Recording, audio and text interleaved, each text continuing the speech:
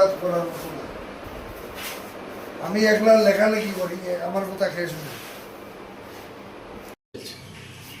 সেইগুলির সঙ্গে আমরা সারা রাজ্য থেকে লুটের রাজত্ব যে চলছে তার কিছু তথ্য উঠে এসেছে গোটা রাজ্যে।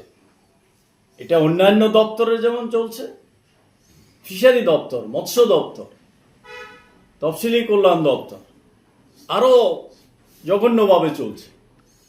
তারই দু একটা উদাহরণ এই কুমারঘাট মহকুমাতে আছে। তার একটা হচ্ছে কাঞ্চনবাড়ি, এই বলাই বাজার জিপিতে, সেখানে যে জলাশয়, সেখানে প্রায় 32 লক্ষ টাকার কাজ। সেই কাজের 3 ভাগের 1 ভাগ কাজও হয়নি। এই নিয়ে পত্রপত্রিকায় উঠেছে। আমাদের মৎস্যজীবী রাজ্য কমিটির সভায় এই বিষয়টা তীব্রভাবে উঠেছে। সেখানেই সিদ্ধান্ত হয় আমরা সরজমিনে দেখতে যাব এই প্রতিনিধি দল। তাই আমরা সেখানে এই প্রতিনিধি দল আজকে এসছি। আমাদের সংগঠনের রাজ্য কমিটির সম্পাদক মনীন্দ্র দাস, সভাপতি শুভেন্দু দাস আছেন, আমাদের বর্তমান বিধায়ক মৎস্যজীবী ইউনিয়নের নেতা সুদীপ সরকার আছেন, এছাড়া আমাদের মৎস্যজীবী ইউনিয়নের নেতৃত্বরা আছেন মিন্ময় দাস, তারপরে জয়রাম দাস, অঙ্গদ দাস। আমরা তফসিলি সমন্বয় সমিতির, আমি জেনারেল সেক্রেটারি যেমন আছি, তেমনি বিপদবন্ধু ঋষি দাস তারা আছেন। আর এই মহকুমা, আপনার নামটা একটু কম। আমার নাম সুধন দাস, প্রাক্তন বিধায়ক। তো এই মহকুমার 2জন প্রাক্তন বিধায়ক, সমীরণ মালাকার এবং টুনুবালা মালাকার, তারা ছিল। এবং গত নির্বাচনে যে ক্যান্ডিডেট ছিল আমাদের এই ফটিকরায় কেন্দ্র থেকে, আমাদের সুব্রত দাস, উনি ছিলেন। আর সামগ্রিকভাবে 59 জেলার পার্টির নেতৃত্ব, গণ আন্দোলনের নেতা, কুমারঘাটের অন্যতম নেতা কমরেড স্বপন বৈষ্ণব, উনিও ছিলেন। তো আমরা সেখানে যাই, সরাসরি আমরা এই যে জলাশয়ের এই বিষয়টা, এই বলাইবাজার জলাশয়ের যে বিষয়টা, কাঞ্চনবাড়ি, তার যে মালিকানা আছে 22 পরিবার, তারা যারা বললেন, তার মধ্যে আমরা তুষারকান্তি বসাক, কান্তিলাল বসাক, বাবুল দে, তাদের সঙ্গে কথা বলেছি। আরো কয়েকজন ছিল সঙ্গে। তাদের কাছ থেকে আমরা যা শুনলাম যে এই জলাশয়ে কাজ করার সময়েই তাদেরকে নিয়ে সভা হয়, পঞ্চায়েতও ছিল, ফিশারি ডিপার্টমেন্ট ছিল, তাদেরকে নিয়ে কোঅপারেটিভ তৈরি করে সেখানে কাজ হবে। এই কাজের সঙ্গে জলাশয় যেমন পরিষ্কার করা হবে, মাছ চাষের উপযোগী করে তোলা হবে, এই জলাশয়কে কেন্দ্র করে একটা সুইচ গেট করতে হবে, করার প্রস্তাব ছিল। তারপরে এটা রাস্তা তৈরি করতে হবে কালভার্ট সহ, কারণ ওই পারে যে সমস্ত বসবাসকারীরা আছেন, বেশ কিছু পরিবার, তাদের যাতায়াতের রাস্তা এটা, তার জন্যে এই কালভার্ট তৈরি করে সেখানে রাস্তা তৈরি করতে হবে। এই সবটা মিলে একটা পরিকল্পনা, এবং পুরো জলাশয়টা পরিষ্কার করে মাছ চাষের উপযোগী করে তোলা হবে। সেই শর্তে তারা রাজি হয়েছেন, সবাই এগিয়ে এসেছে। তো সেটারই কাজ শুরু হয়েছে। কাজ শুরু হওয়ার পর তারা দেখলেন যে 3 ভাগের 1 ভাগ এলাকাতেও কাজ হয়নি, কাজ শেষ হয়ে গেছে বলেছে। যেভাবে পরিষ্কার হওয়ার কথা, বাকি এলাকা তো রয়েই গেছে। আমরা যা দেখলাম সচক্ষে, 3 ভাগের 1 ভাগও হবে না, যেটুকু জায়গা পরিষ্কার করা হয়েছে। তারপরে সুইচ গেট কোথায়, কোনো দেখা নেই। তাদের বক্তব্য কালভার্ট নেই, যেখানে মাটি ফেলছিল এই শ্যাওলা বা কচুরিপানা, তার উপরে মাটি ফেলেছে বৃষ্টিতে, প্রথম বৃষ্টিতেই এই মাটি ধুয়ে নিয়ে গেছে। এখন আবার বাঁশের দিয়ে, সাঁকু দিয়ে পারাপার করতে হয়, মানুষ যাতায়াত করতে হয়। এই অবস্থা, আমরা সেগুলি দেখে আসলাম। এই যেমন এটা দেখলাম, এই তাদের কথা শুনলাম, তো কি করে হচ্ছে এই কাজ, কারা করছে? না, কাজ করছে মন্ত্রীর ভাগিনা। মন্ত্রীকে বলছে সুধাংশু দাস। সুধাংশু দাস এই এলাকারই বিধায়ক, ওনার ভাগিনা হচ্ছে কন্ট্রাক্টর।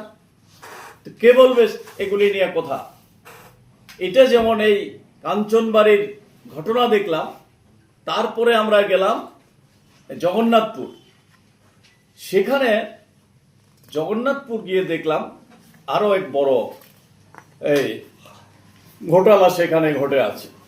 সেখানেও আমরা কথা বললাম সুকেশ নমক, নিবারণ মালাকার, উত্তম মালাকার, বিনয় দাস, মঞ্জু দাস, নকুল দাস, এদের সঙ্গে, ওই এলাকার ফিশারম্যান যারা আছেন তাদের সঙ্গে। তাদের বক্তব্য হলো প্রায় 12 লক্ষ টাকার কাজ। এখানে কাজ করেছে কত টাকা? তাদের অনুমান হচ্ছে 1,50,000 টাকার কাজ হয়েছে। কে কাজ করেছে?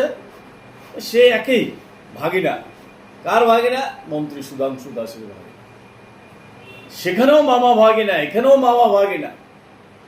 এইভাবে জলের এলাকা পরিষ্কারের নামে জলের মতো টাকা লুট হচ্ছে।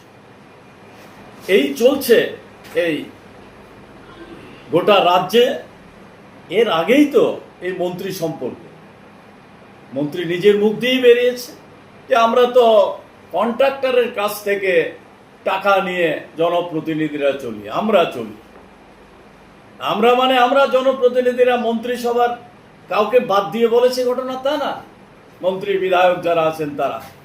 তো আমি অবশ্য তাদের দলের কোনো মন্ত্রী বিধায়ক বা মন্ত্রিসভার কোনো মন্ত্রীকে শুনিনি যে আমি তো এইভাবে টাকা নেই না, এই প্রতিবাদ তো করেনি কেউ। তো মন্ত্রিসভা এই হচ্ছে অবস্থা। মুখ্যমন্ত্রীও তার বিরুদ্ধে কোনো ব্যবস্থা নিয়েছে আজ পর্যন্ত শুনেনি। তো এই যখন উপরে চলছে, নিচে কি চলবে অনুমান করা যায়।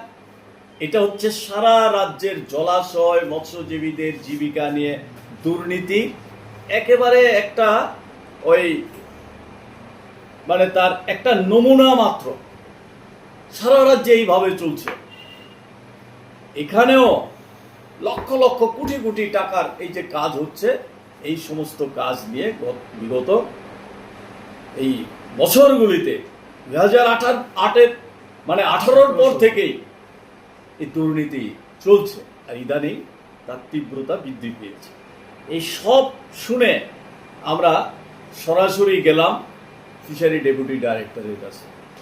ডাইরেক্টরের কাছে আমরা ডাইরেক্টর তারেন্দ্র দেববর্মা এবং উপস্থিত ছিলেন সুপারিনটেন্ডেন্ট, ফিশারি সুপারিনটেন্ডেন্ট সাম চাকমা, ওনারা উপস্থিত ছিলেন। হ্যাঁ, বিন্দু চাকমা। তো ওনারা বললেন 7 হেক্টর জায়গা। তো কাজ কতটুকু হয়েছে? কাজ হয়ে গেছে। আবার সুপারিনটেন্ডেন্ট আলাদা বলছে যে সব কাজ হয়নি, সবটা করার কথা, সব কাজ হয়নি। দুজনে দুরকম কথা। কত হেক্টরের কাজ ওয়ার্ক অর্ডার ছিল সেটা কোনো মেনশন নেই। তো মেনশন না থাকলে কাজ হয়ে গেছে কি করে বললেন? টাকা শেষ হয়ে গেছে। কেন টাকা শেষ হয়ে যাবে? কত পরিমাণ জায়গার জন্য ওয়ার্ক অর্ডার দেওয়া হয়েছে, তার গভীরতা কতটুকু, এগুলি না বুঝে কি করে কাজ শেষ হয়ে গেছে, কি করে টাকা শেষ হয়ে গেছে, এটা কার জন্য আপনারা ওকালতি করছেন? এই কথা বলার মানে কি? ওইখানকার যারা বেনিফিশিয়ারি তারা বলছে কাজ হয়নি, আমরা দেখে আসলাম কাজ হয়নি, 3 ভাগের 1 ভাগ কাজও হয়নি। আপনারা বলছেন কাজ হয়ে গেছে, টাকা শেষ হয়ে গেছে। কিসের ভিত্তিতে বলছেন? কত হেক্টর জায়গা বলতে পারছি না। 7 হেক্টরের জন্য আমরা প্রপোজাল পাঠিয়েছিলাম, তারা বলছে সবটা এই টাকায় হবে না। তো এই টাকায় হবে না, এই টাকায় কতটুকু জায়গা হবে তার তো নির্দিষ্ট থাকবে, তাও তো নির্দিষ্ট নেই। এইভাবে একই অবস্থা জগন্নাথপুরের কত হেক্টর জায়গা, কত মাটি কাটা হবে, কি হবে, কিছুই নেই। ভাগিনা হচ্ছে কন্ট্রাক্টর আর মামা হচ্ছে মন্ত্রী দপ্তরে। এইভাবে টাকা লুট হয়ে যাচ্ছে। এগুলি আমরা বললাম যে এগুলি বন্ধ করেন।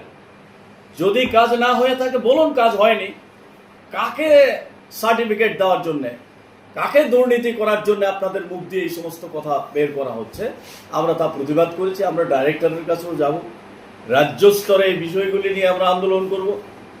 এটা অন্যতম প্রধান, সারা রাজ্যে এরকম আছে। ফিশারি মিনিস্টার, যিনি গোটা রাজ্যের মৎস্য উৎপাদনকে বৃদ্ধি করবে, সমবায়কে ডেভেলপমেন্ট করবে, মৎস্যজীবী সমবায়গুলিকে উন্নতি করবে, সেই জায়গায় মন্ত্রীর নিজের জায়গাতে যদি এই অবস্থা হয়, তাহলে কি অবস্থায় আছে? মৎস্যজীবীদের করুণ অবস্থার চিত্র উঠে এসেছে আমাদের রাজ্য কমিটির সভাতে। এগুলি নিয়ে খুব সহসায় আমরা সারা রাজ্যে আন্দোলনে যাব। সেই আন্দোলনে এই মহকুমা তো যাতে তীব্র হয় সে আবেদন আমরা রাখছি। এই মহকুমাতে কি চলছে, আমরা কি দেখলাম? আজকে আরেকটা ঘটনা আমরা উপস্থিত হয়েছিলাম।